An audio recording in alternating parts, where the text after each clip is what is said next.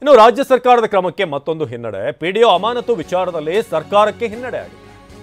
ರಾಜ್ಯ ಸರ್ಕಾರಕ್ಕೆ ಇತ್ತೀಚೆಗೆ ಹೈಕೋರ್ಟ್ ಕೂಡ ಮಧ್ಯಂತರ ತಡೆ ತರೋ ಮೂಲಕ ಅಲ್ಲೊಂದು ಹಿನ್ನಡೆ ಆಗಿತ್ತು. ಇದೀಗ ಪಿಡಿಒನ ಅಮಾನತು ಮಾಡಿದ್ರಲ್ಲ, ಇದಕ್ಕೂ ಕೂಡ ಈಗ ಈ ವಿಚಾರದಲ್ಲಿ ಮತ್ತೊಂದು ಹಿನ್ನಡೆ ಆಗಿದೆ. ಪಿಡಿಒ ಪ್ರವೀಣ್ ಕುಮಾರ್ ಅಮಾನತು ಆದೇಶಕ್ಕೆ ತಡೆ ಆಜ್ಞೆ ಬಂದಿದೆ.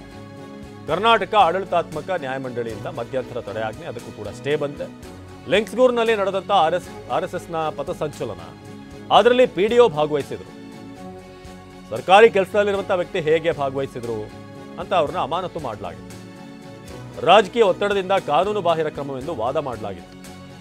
ಪ್ರವೀಣ್ ಪರ ಹಿರಿಯ ವಕೀಲ ಪ್ರಭುಲಿಂಗ ನಾವದ್ಗಿ ವಾದಿಸಿದ್ರು. ರಾಜ್ಯ ಸರ್ಕಾರದ ಕ್ರಮಕ್ಕೆ ಈಗ ಮತ್ತೊಂದು ಹಿನ್ನಡೆ ಆಗಿದೆ.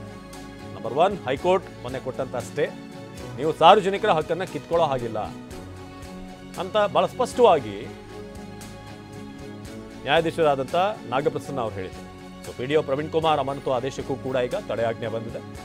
ಆ ಮೂಲಕ ಸರ್ಕಾರದ ಮತ್ತೊಂದು ಕ್ರಮಕ್ಕೆ ಈಗ ಹಿನ್ನಡೆ ಆಗಿದೆ. ಲಿಂಕ್ಸ್ಗೂರ್ನಲ್ಲಿ ನಡೆದಂಥ ಆರ್ಎಸ್ಎಸ್ನ ರೂಟ್ ಮಾರ್ಚ್ನಲ್ಲಿ ನೀವೀಗ ಫೋಟೋದಲ್ಲಿ ನೋಡ್ತಿರುವಂಥ ಪಿಡಿಒ ಪ್ರವೀಣ್ ಅವರು ಭಾಗವಹಿಸಿದರು. ಗಣವೇಶದಲ್ಲಿ ಅವರು ಕಾಣಿಸ್ಕೊಂಡಿದ್ರು.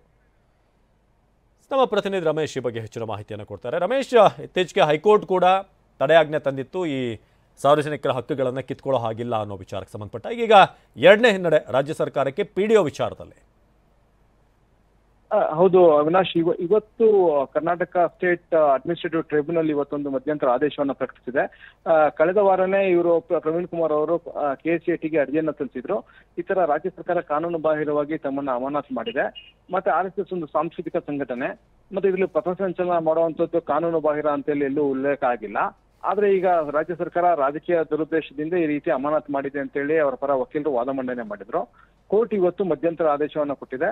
ಸರ್ಕಾರದ ಅಮಾನತು ಆದೇಶಕ್ಕೆ ಮಧ್ಯಂತರ ತಡೆಯಾಜ್ಞೆ ಕೊಟ್ಟಿದೆ. ಹೀಗಾಗಿ ಅವರು ಎಂದಿನಂತೆ ತಮ್ಮ ಸೇವೆಗೆ ವಾಪಸ್ ಆಗ್ಬೋದು.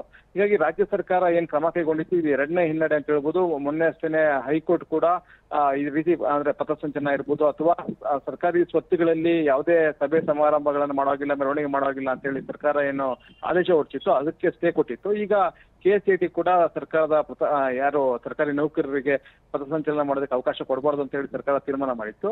ಈಗ ಪ್ರವೀಣ್ ಕುಮಾರ್ ಪರವಾದಂತ ಒಂದು ಮಧ್ಯಂತರ ತಡೆಯಾಜ್ಞೆ ಸಿಕ್ಕಿರೋದ್ರಿಂದ ಈಗ ಅವ್ರು ಎಂದಿನಂತೆ ಸೇವೆಗೆ ಮರಳಬಹುದಾಗಿದೆ. ಮತ್ತೆ ಸರ್ಕಾರಕ್ಕೂ ಕೂಡ ಒಂದು ರೀತಿ ಹಿನ್ನಡೆ ಆದಂತಾಗಿದೆ.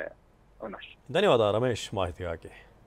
ಇದು ಪಿಡಿಒ ಅಮಾನತು ವಿಚಾರದಲ್ಲಿ ಈಗ ಸರ್ಕಾರಕ್ಕೆ ಮತ್ತೊಂದು ಮುಖಭಂಗ ಆಗಿರೋದು.